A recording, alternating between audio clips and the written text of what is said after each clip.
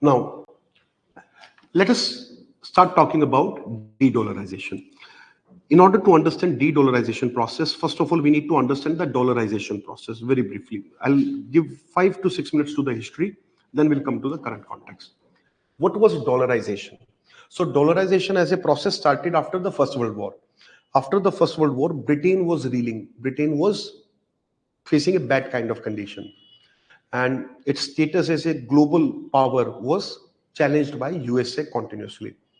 And that process continued for the next 30 years. Meanwhile, USA became more and more important, UK became less and less important. And by the Second World War, it was very clear who is the boss. Now, there is a concept called New World Order. This New World Order is basically the system created through the UN framework,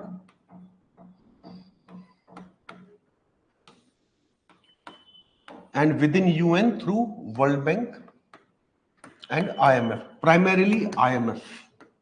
World Bank was not even called World Bank at that time, it was called IBRD. So IMF was the one which was the key to imposition of this new world order. In this new world order, USA will provide a gold standard. American currency, dollar, will be convertible into gold. So let us say 50 US dollar are convertible into 1 ounce of gold, about 26 grams of gold, let us say. And any other country can keep their value in dollar. They do not have to keep gold. If they are assigning their value in dollar, indirectly they are also valued in gold. That is the idea of dollarization. Okay, gold standard. Gold standard was the basis of dollarization. Basically, there is no topic called dollarization. We are using that name because of de-dollarization. The process at that time was this new world order and the gold standard. So this gold standard continued up to 1971, 1972 almost. By the late 1960s, there were visible problems in that. And particularly this happened when USA got into Vietnam War. And when I'm trying to talk about it, I will cover the entire IR perspective and the economic perspective here. So when US got itself into Vietnam War and it was incurring more and more losses, more and more expenses there, it started to print more and more currency into finance its Vietnam War. And that is when people started questioning USA that are you actually keeping gold? Because nobody was asking USA to actually give gold. It was a belief USA must be keeping the gold. So there was more and more scrutiny on the USA. सबने USA से पूछना शुरू कर दिया कि आप इतना पैसा जो खर्च कर रहे हो इसका गोल्ड कहाँ रख रहे हो? Where are you keeping all that gold? So at one point of time, some people even challenged it factually that the amount of currency or printing is more than the gold extracted in the world overall. So it is not even possible to print that much currency that you are printing every year.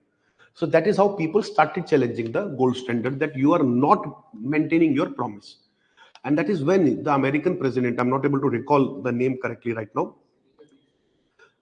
I think Nixon only. Okay. So Nixon very famously said, dollar is your problem, not my problem. You have to accept dollar. Okay. It's not my problem. So he very famously said that. But then ultimately USA came into pressure, and since ultimately it's a country driven by law, driven by constitution, so they had to accept it that we are not keeping gold, and then they announced from now onwards it is not convertible back into gold. Now there was a risk there would be de-dollarization, because so far entire international trade was in dollar, because dollar is convertible into gold and you can convert dollar into any other currency as well as gold, so that gives you guarantee of payment. So entire international trade was in dollar. But now there was a threat that US dollar might lose its status because it is not convertible. So people will start then each other's currency. And meanwhile, IMF also played a very big role, by the way.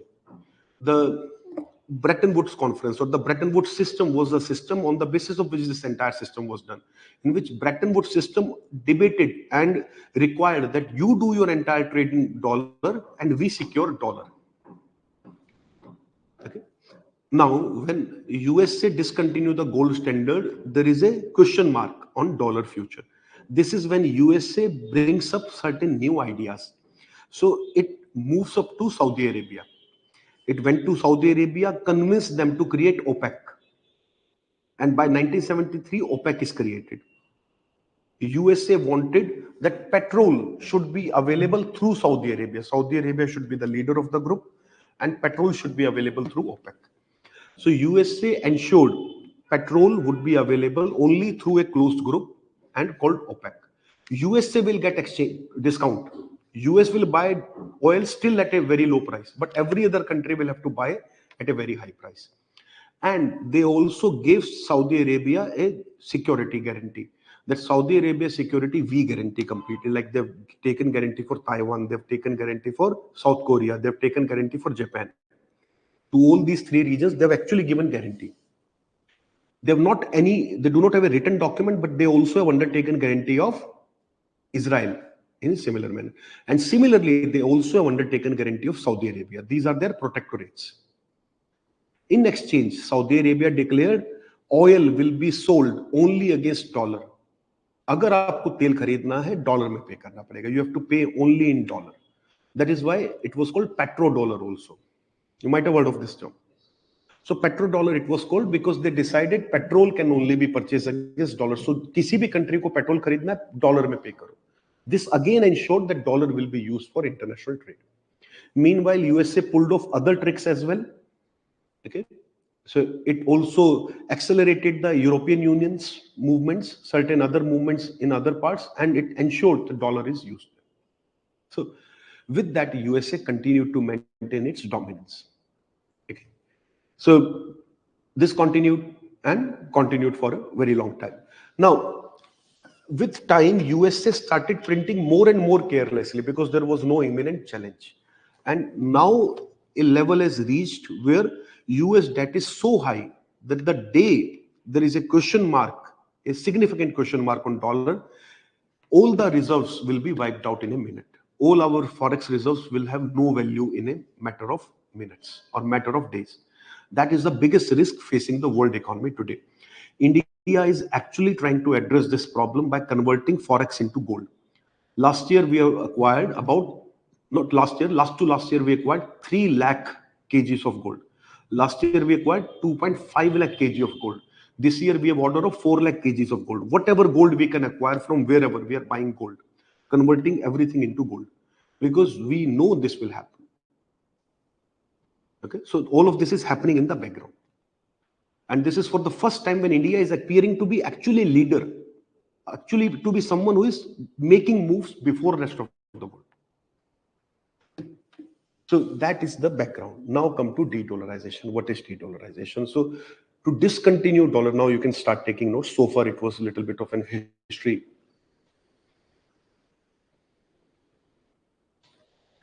So de-dollarization is a process in which different countries would start using other currencies instead of dollar for their international payment settlements. Different countries will start using other currencies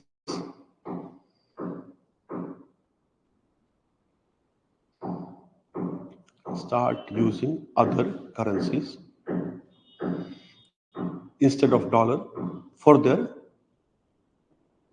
BOP settlements or trade payments. Trade payment you do not have to write. BOP settlement is a broader term. For their BOP settlements.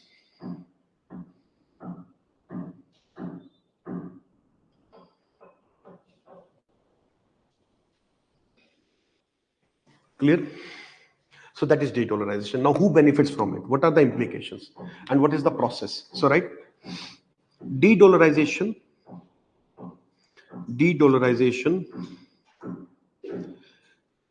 can be accelerated if more and more countries decides to have currency swap agreements. Can be accelerated if more and more countries decide to have currency swap agreements.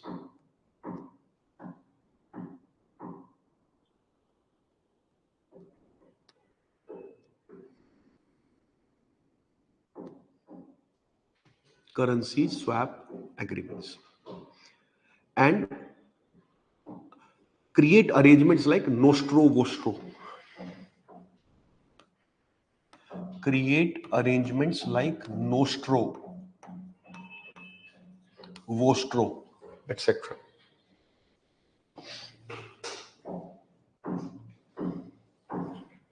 Yes, Pratik, I'll come to your point. India is trying internationalization of rupee. That is correct. Okay. Vostro and nostro. Next point. India is also trying all of that. India is also trying all of that. But, but we are not pushing for de-dollarization. But we are not pushing for de-dollarization.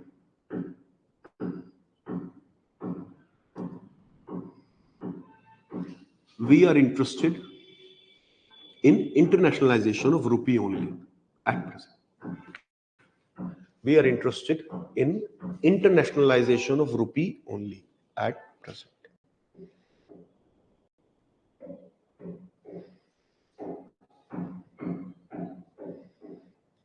Internationalization of rupee only at present. Next paragraph. The de-dollarization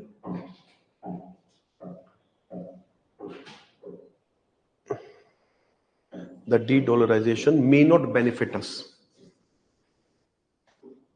So, okay, under this, write some bullet points. Okay, what are the impacts? So, de-dollarization may not benefit us. So, why it will not benefit? Write bullet points under this. Point number 1: increased instability. Increased instability in global exchange rates.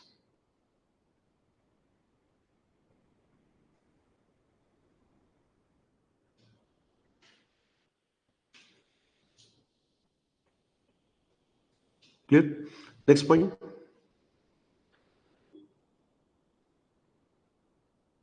More leverage to China.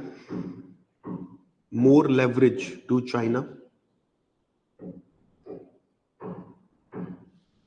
Third, decrease in the value of our forex reserves. Decrease in the value of our forex reserves. Okay, because largely they are still in dollars. So decrease in the value of forex reserves. Next.